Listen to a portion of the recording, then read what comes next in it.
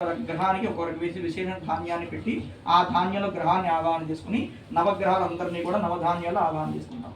అది కూడా అయిపోయిన తర్వాత అటువైపు 6 నిమ్మకాయలు పెట్టండి సార్. అవి వచ్చేసరికి దుర్గాది పంచపాలకులు ఉంటారు, అంటే 5 దేవతలు ఉంటారు. దుర్గాదేవి, గణపతి, క్షేత్రపాలకుడు, అభయంకరుడు, వాస్తుదేవుడు, వాళ్ళ 5 కూడా ఆ తమలపాకులు ఆవాహన చేసుకుంటాం. 6వ తమలపాకులు వచ్చేసరికి మృత్యుంజయుడు. మృత్యుంజయుడు అంటే ఎవరు? పరమేశ్వరుడు.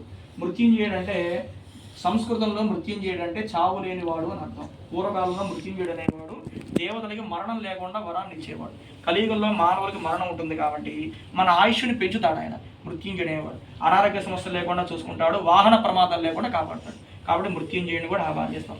అది కూడా అయిపోయిన తర్వాత ఇక్కడ వచ్చేసరికి అష్టదిక్పాలకులు అంటే 8 మంది దేవతలు ఉంటారు. ప్రతి దిక్కుకి కూడా ఒక్కొక్క దేవుడు అధిపతిగా ఉంటారు. తూర్పు నుంచి ఈశాన్యం వరకు ప్రతి దిక్కుకి ఒక్కొక్క దేవుడు అధిష్టానంగా ఉంటారు. తూర్పుకి ఇంద్రుడు అధిపతి, ఆగ్నేయానికి అగ్నిదేవుడు, దక్షిణానికి యమధర్మరాజు, నైరుతికి నైరుతి దేవుడు, పడమరకి వరుణ దేవుడు, వాయవ్యానికి వాయుదేవుడు, ఉత్తరానికి కుబేరుడు, ఈశాన్యంలో సకల దేవతలు ఉంటారు. గౌరీ అధిపతి, గౌరీదేవి అధిపతి. కాబట్టి ఇక్కడంతా కూడా అష్టదిక్పాలకులందరినీ ఆవాహన చేసుకుంటాం.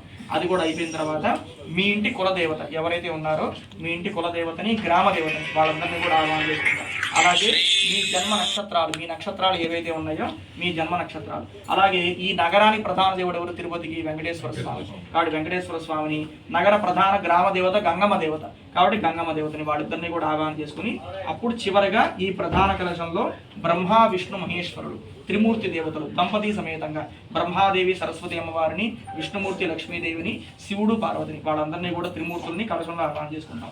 ప్రధానంగా మహాలక్ష్మి, మహాకాళి, మహాసరస్వతి ఆ ముగ్గురిని కలిపితే చండీ పరదేవత, కాబట్టి చండీదేవిని కూడా కలశంలో ఆవాహన చేసుకుంటాం. అలాగే ఆ చిత్రపటంలో ఎంతమంది దేవుళ్ళు ఉన్నారో అంతమంది దేవుళ్ళు కూడా మంత్రపూర్వకంగా ఆవాహన చేసుకుంటాం.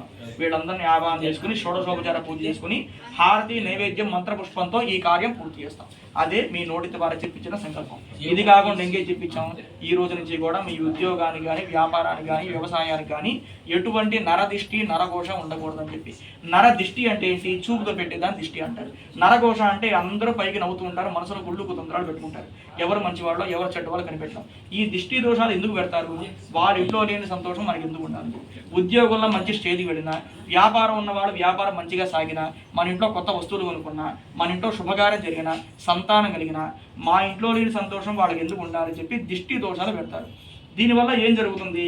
ఉద్యోగంలో కానీ, వ్యాపారంలో కానీ, వ్యవసాయంలో కానీ మనశ్శాంతి ఉండదు, వృద్ధి అనేది చెందదు. అలాగే ఇంట్లో డబ్బు నిలబడదు, కుటుంబంలో మనశ్శాంతి ఉండదు, గొడవలు జరుగుతూ ఉంటాయి, తిండి సహించదు, నిద్ర పట్టదు. ఇవన్నీ కూడా నరదిష్టి, నరఘోష వల్ల వస్తాయి. కాబట్టి మీ ఉద్యోగానికి కానీ, వ్యాపారానికి కానీ, వ్యవసాయానికి కానీ, ఇంటికి కానీ ఎటువంటి నరదిష్టి, నరఘోష లేకుండా మీరు ఏ కార్యం తలపెట్టినా ఎటువంటి ఆటంకాలు లేకుండా దిగ్విజయంగా ముందుకు వెళ్ళాలి. అలాగే నెక్స్ట్ ఇయర్ ఇదే టైంకి ఉద్యోగంలో ఉన్న వాళ్ళందరూ కూడా మంచి ప్రమోషన్లు వచ్చి ఉన్నత స్థితికి వెళ్ళాలి. వ్యాపారం చేసే వాళ్ళందరూ కూడా ఒక వ్యాపారం కాస్త 2 వ్యాపారాలుగా పెట్టాలి. అలాగే ఇంటికి సంబంధించి దినదినాభివృద్ధి చెందాలని చెప్పి మీ నోటి ద్వారా సంకల్పం చెప్పించడం జరిగింది. ఇది కాకుండా మీ మనసులో ఇంకే కోరిక ఉన్నా సరే ఆ కోరిక మనందరూ మనసులో చెప్పుకొని గణపతయే నమః అనుకోండి. ఈ మండపం మొత్తంలో నిమ్మకాయలు దేనికి పెట్టాలి, ఈ తాంబూలాలన్నీ దేని పెట్టాలి, ధాన్యాలు దేనికి పెట్టాలి, అసలు ఏ పూజ ఎందుకు చేస్తాం మనం తెలుసుకోవాలి. మనం తెలుసుకోవడం ద్వారా మనం శ్రద్ధగా భక్తిగా చేస్తాం. అందరూ ఏమనుకుంటారంటే ఏ దేవుడు చెప్పాలి మనకి.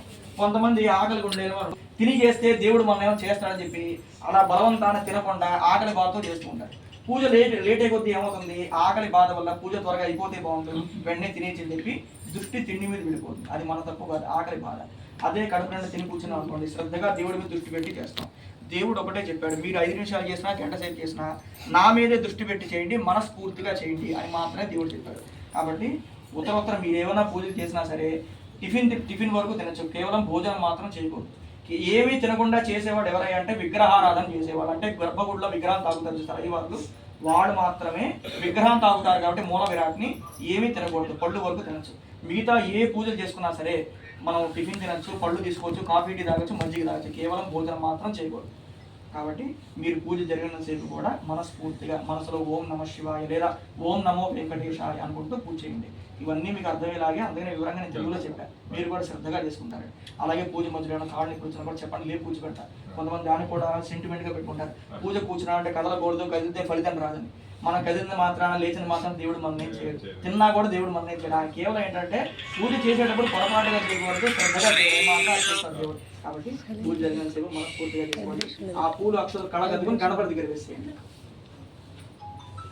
నెక్స్ట్ ఇదే టైం ఇంకా కుంభల సీతామల కుంకుమాంగం మారారిపత్ర పవిత్ర గాత్ర కారుణ్య రూప సకలాప మహాప్రతాప ప్రారబ్ధ కార్యేషు కురు దైవ భవేత విఘ్నం ఓంకారశుండం గిరిజాసు పిండం బ్రహ్మాండ నీలోత్పల మూలకాండం విజ్ఞాన భేదాద్రుత వజ్రదండం నమామి హంసం పరమాంశ శుండం మహాగణాధిపతయే నమః తత్పురుషాయ విద్మహే వక్రతుండాయ ధీమహి తన్నో దంతి ప్రచోదయాతు. అక్కడ వేసేయండి గణపతి దగ్గర.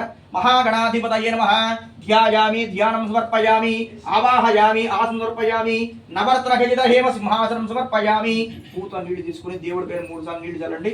పాదయో పాద్యం సమర్పయామి హస్తయోర్ఘ్యం సమర్పయామి ముఖే శుద్ధాదిమనియం సమర్పయామి స్నానాంతరం శుద్ధాదిమనియం సమర్పయామి వస్త్రార్థం ఆభరణార్థం అక్షరాన్ సమర్పయామి యజ్ఞోపీతార్థం పుష్పాక్షరాన్ సమర్పయామి గంధద్వారాం దురాధర్షామిత్యపుష్టాం గిరీషణీం ఈశ్వరీకం సర్వభూతానాం తామిహోపక్వయే శ్రియం దివ్య పరిమళ గంధ సహిత హరిద్రియా కుంకుమ చూర్ణ విలేపనం సమర్పయామి అథ పుష్పైః పూజయామి.